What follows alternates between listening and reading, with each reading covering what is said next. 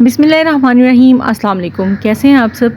मैं उम्मीद करती हूँ कि आप सब खैरियत से होंगे, हंसते मुस्कुराते होंगे और मज़े में होंगे। अल्लाह ताला से दुआ है कि वो हम सबको अपनी आफ़ियत के साए में रखे हमेशा। आमीन सुम्मा आमीन।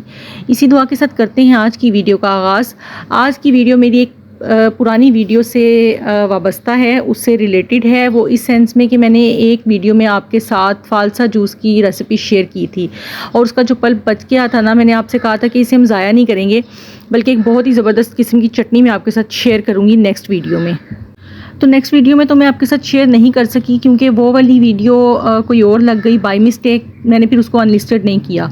मैंने कहा चले मैं नेक्स्ट वीडियो में ना फिर आपके साथ शेयर कर दूँगी। तो आज की वीडियो आप कह सकते हैं कि गुज़िश्ता से पेवस्ता है। आज की वीडियो में मैं आपके साथ एक तो फ़ालसे की चटनी शेयर करूंगी, उसके अलावा एक और चटनी शेयर करूंगी, यानी कि 2 चटनियों की रेसिपी मैं आपके साथ आज शेयर करने वाली हूं। बहुत ही मज़े की ज़बरदस्त किस्म की चटनियां हैं। सबसे पहले तो हम फ़ालसे की चटनी बनाएंगे। जो हमने जूस बनाया था उसका पल्प मेरे पास बच गया था ना, उसकी चटनी हम बनाएंगे। फ़ालसे के बेशुमार फ़वाइद हैं। फ़ालसा मुख्तलिफ़ वाइटामिन्स के हुसूल का बेहतरीन ज़रिया है। इसके अलावा निज़ाम तनफ़ुस के अमराज़ में भी जो है ना ये कमी लाता है।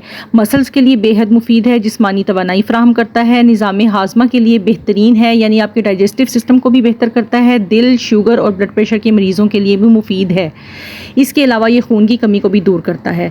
तो जनाब ये पल्प था मेरे पास फ़ालसे का, और फ़ालसा मैंने लिया था जूस के लिए 1 पाव के करीब। ये पल्प उसी का है, तकरीबन 1 कप के करीब ये होगा। तो इसमें थोड़ा सा मॉइस्चर भी है, यानी जूस भी इसके अंदर मौजूद है। मैंने बिल्कुल ये यानी कि ड्राई फॉर्म में नहीं है। तो यहाँ पे कुछ और चीज़ें भी हैं इसके अंदर जो हम ऐड करेंगे। ये पुदीने की 1 गड्डी का 1/4 हिस्सा मैंने लिया है। पत्तियाँ इसकी मैंने अलग कर ली हैं और इन्हें अच्छी तरह से ना धो लिया है। पुदीने में मिट्टी भी होती है, इसलिए इसको अच्छी तरह से धोना ज़रूरी है।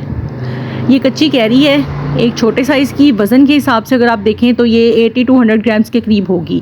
तो क्योंकि फ़ालसे की चटनी में ना ये चीज़ें हम ज़्यादा ऐड नहीं कर रहे हैं, इसलिए कि फिर ये उसके टेस्ट को ओवरकम करेंगी, इसलिए ये बस थोड़ी थोड़ी मिकदार में ही है। 3 अदद मेरे पास हरी मिर्चें हैं।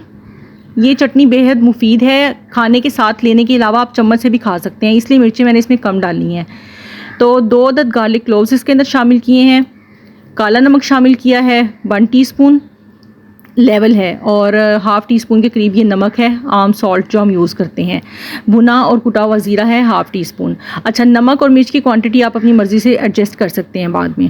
तो ये यही चीज़ें थी जो इस चटनी के अंदर जाएंगी। थोड़े से पानी के साथ इसे हम चटनी की फॉर्म में पीस लेते हैं, ग्राइंड कर लेते हैं अच्छी तरह से। तो ये देखें जी, फ़ालसे की मज़ेदार सी चटनी हमारी तैयार हो गई है।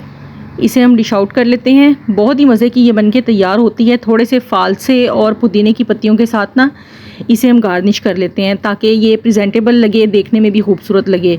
खाने में तो ऑब्वियसली ये मज़े की है ही है। तो जनाब ये देखें, ये इसकी फ़ाइनल लुक कितनी मज़े की लग रही है, खुश रंग माशाल्लाह से। और अब हम दूसरी चटनी तैयार कर लेते हैं जो पुदीने और कैरी की चटनी है।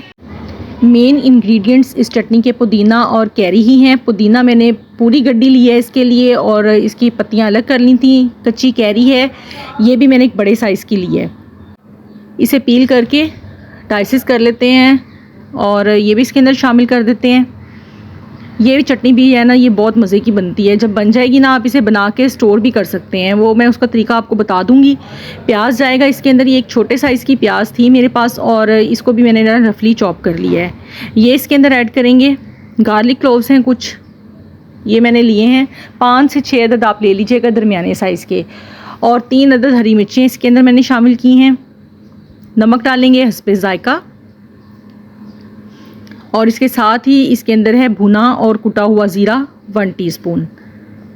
तो इसको भी थोड़े से पानी के साथ हमने ग्राइंड कर लेना है। धनिया डाल लेंगे साथ, थोड़ा सा धनिया भी, ये तकरीबन आधे कप के करीब था। तो ये बारीक बारीक काट के मैंने इसके अंदर शामिल कर दिया है। सब चीज़ें शामिल हो गई हैं। पानी डाल के इसे पीस लेते हैं।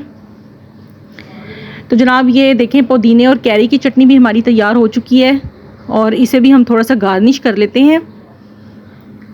ये थोड़ी सी कच्ची कैरी के साथ और टमाटर के साथ ना इसे ज़रा फिर अच्छी लगती है ना, लुक देखने में भी अच्छी लगती है।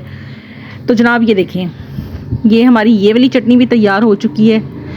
ये दोनों चटनियाँ आप बना के रख सकते हैं। फ्रिज में अगर रख रहे हैं तो 1 से 1.5 हफ्ते के लिए आप कवर करके रख दें। 1 से 1.5 हफ्ता आपकी आराम से चलेंगी। फिर अगर आपने इसको लंबे अरसे के लिए रखना है, उसका तरीकाकार ये होगा कि आप इसे आइस ट्रे में डाल के तो क्यूब्स बना लें और जब वो जम जाएँ तो फिर आप ज़िप लॉक बैग में किसी में भी डाल के इसको फ्रीज़ कर सकते हैं। ज़रूरत हो तो आप हस्बे ज़रूरत जो है ना 1-2 क्यूब्स जितनी आपने निकालने हैं निकाल के आप यूज़ कर सकते हैं, तो आपकी लंबे अरसे तक ये चल जाएंगी।